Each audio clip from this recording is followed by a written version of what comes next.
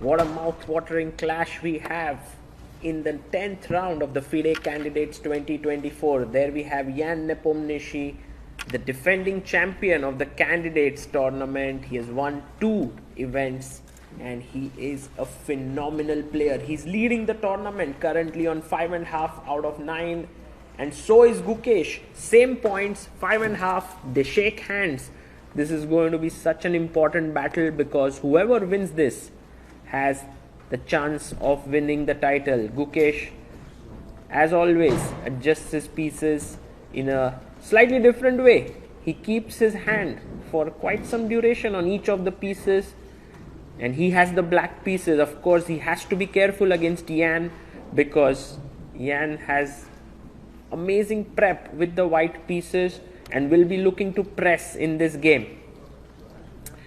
Their first encounter had ended in a draw in this tournament, and now the colors have been reversed. Gukesh did beat Jan at Vaikanze earlier this year. And they shake hands and off we go. E4 is on the board.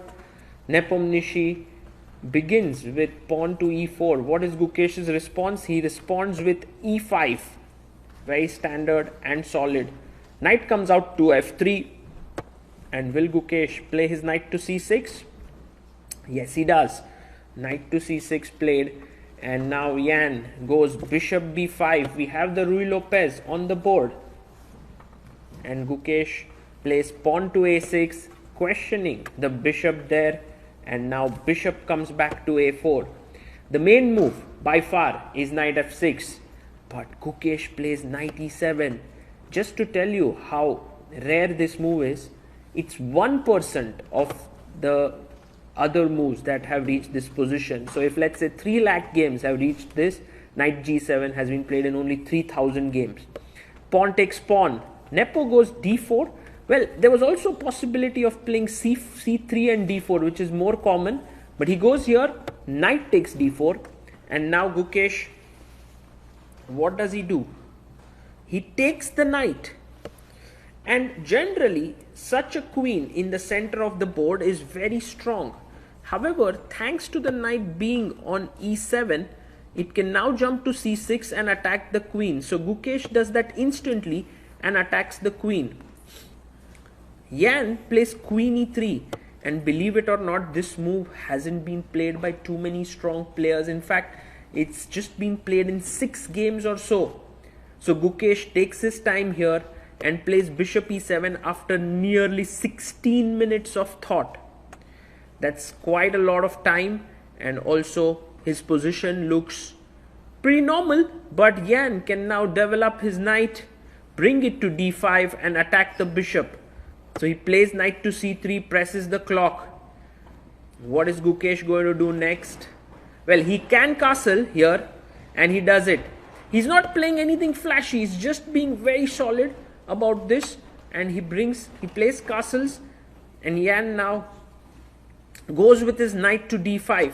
He's basically saying to Gukesh, I want your bishop and I want the bishop pair for myself. The knight on D5 is very strong. Gukesh pushes the pawn to B5. Well, of course the bishop will move to a diagonal. That is very good. Bishop B3 played by Jan Nepomniachtchi.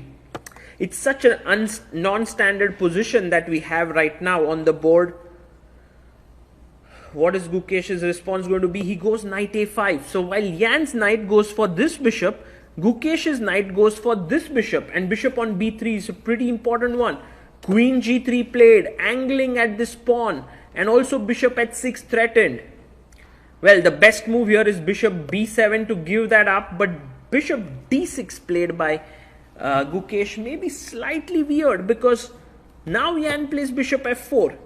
You know, there was a possibility to go bishop B7, because if you take here, there is rook C8 and you get counterplay down the C file. But bishop D6, bishop F4, he takes, and now queen takes F4, and once again the C pawn is attacked.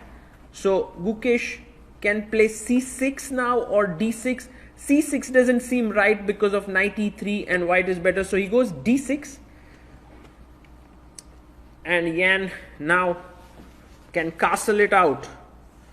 You know why white has a small advantage here? That's because his pawn on e4 gives him more space than the pawn on d6. So that's the advantage. But is it enough? For now, Gukesh plays bishop e6 and attacks this knight on d5. He would like to take the bishop and then take the knight as well. Rook comes to the d1 square. It's a good move by Jan Nepomniachtchi, because if you take on d5, later on the rook can capture it.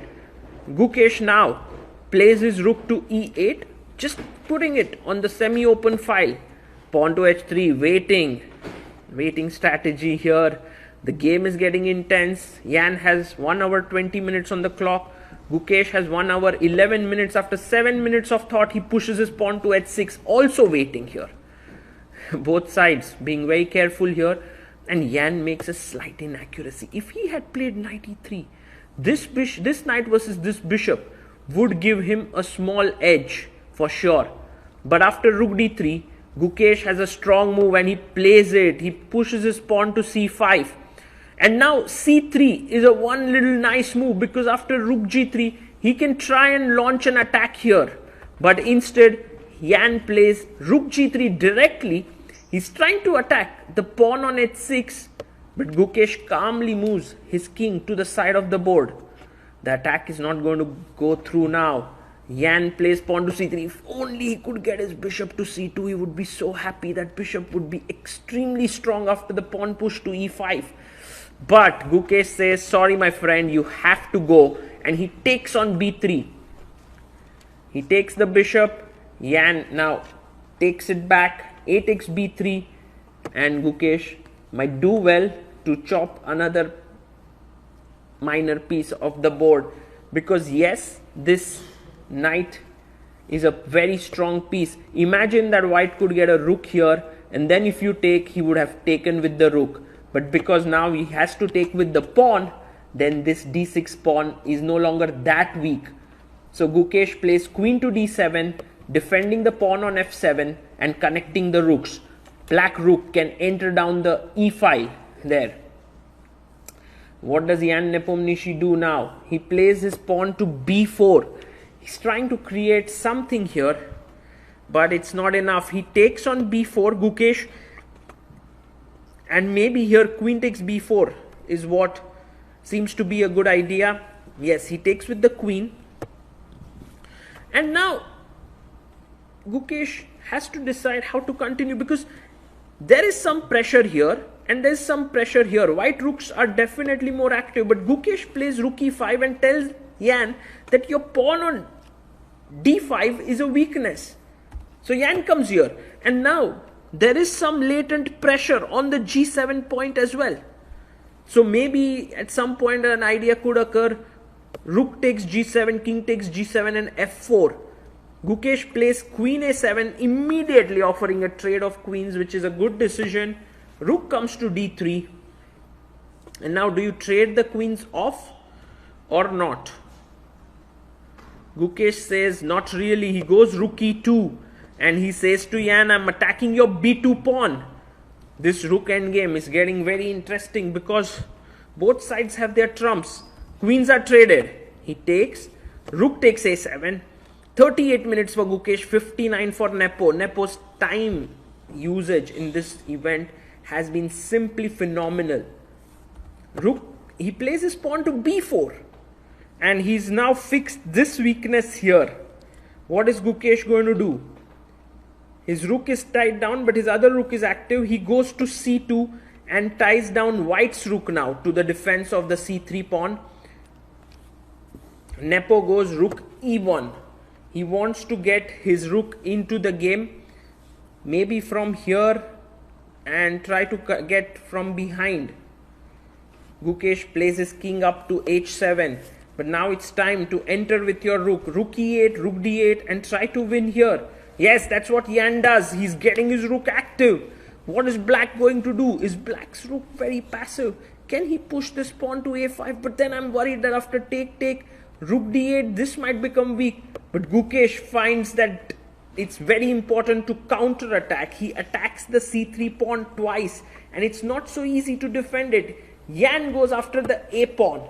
Well, it's going to be some exchanges that will take place. Rook takes c3 will happen, and he takes c3, rook takes, rook takes. Gukesh chops off, and now Jan picks up the pawn on a6. Equal material on the board, and now Gukesh plays his rook to c4. He wants the b4 pawn. Jan takes the pawn on d6.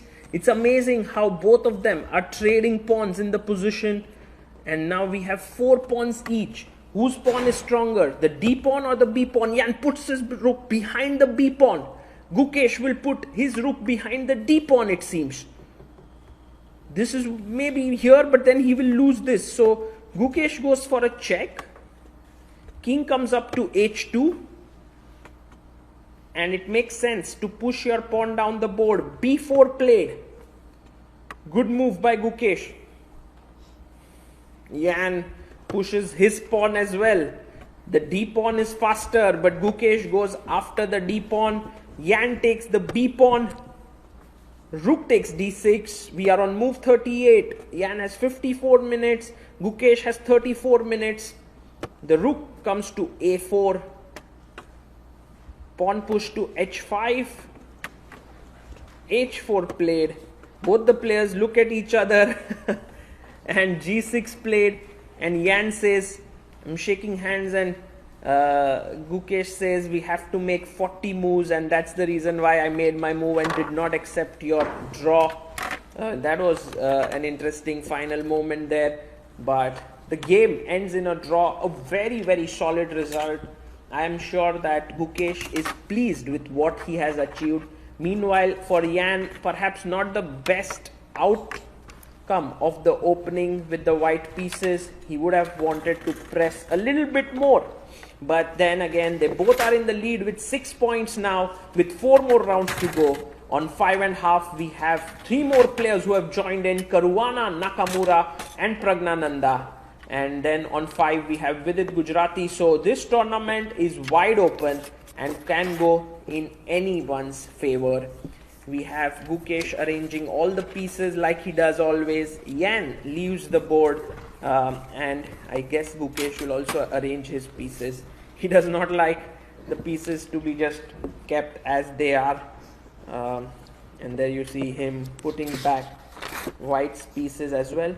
I think it's just his way of saying that, okay, my game is over and done, and as a mark of respect, I just want to arrange the pieces back, as he will pay his respects to the board and then fold his score sheet. These are all the things we have been seeing Gukesh do over and over in these rounds, and now he's leading the tournament with 6 out of 10 as we go into the rest day.